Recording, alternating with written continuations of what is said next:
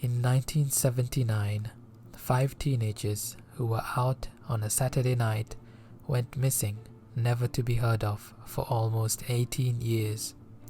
How could 5 teenagers simply vanish from the face of the planet, never to be heard of for this many years?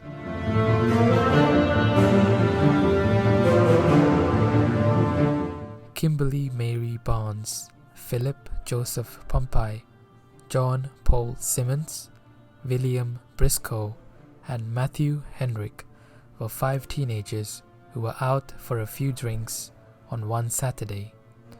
To those teenagers, it was an average Saturday night. They were driving along a rarely traveled, dark and desolate road in a 1976 gold Dodge van with yellow stripes. And then they disappeared. Peggy Kelly, the mother of Matthew Henrick, started sending letters to her son. One of them read, "Matt, I never know how to start. I don't know whatever happened to you, or even if you are alive. We all just kept praying to God that one day you'll walk into that door. We have been doing everything we can to find out what happened and always come up empty."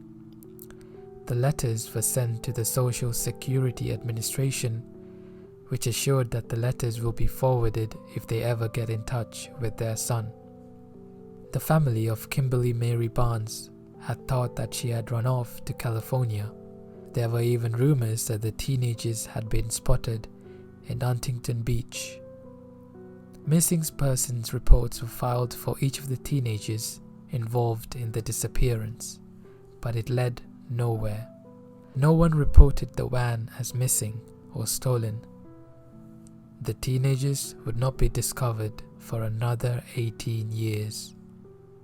18 years later, a crushed, rusted, gold 1976 Dodge van was spotted by a fisherman west of Florida's Turnpike in a dredged canal. A manager of a salvage yard noticed bones within the mud when preparing to demolish the gold van and called the authorities. Authorities found even more items such as jewelry, clothing, wallets, beer bottles, and a driver's license, which contained the name of one of the 5 who vanished on that Saturday night. The authorities identified the bones as the 5 teens who vanished 18 years prior. They say that there was no indication of foul play and that the teen driving the van lost control and ended up in the canal. Authorities believe that there is indication drinking may have been involved. However, there are more questions that need to be answered. Why couldn't they get out of the van? There were 5 teens inside. You would think that at least one of them would have been able to get out.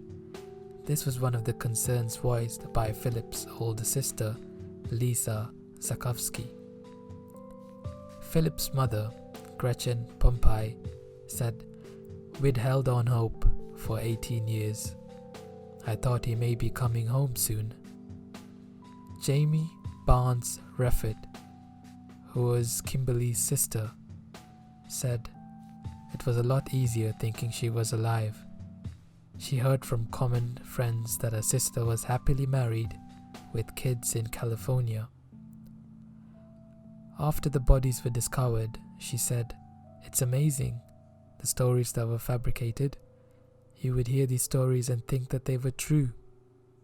Margaret Godfrey, Matthew's sister, last saw her brother on July 7, 1979, on her wedding day.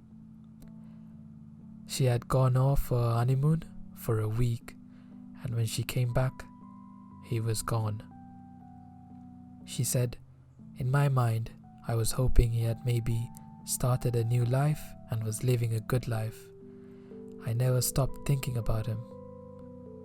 Despite authorities indicating drinking may have been involved, No one really knows how the van ended up off the road, crushing the roof, and how it landed upside down in a 20-foot drainage canal, or how none of the 5 teenagers in the van were able to get out.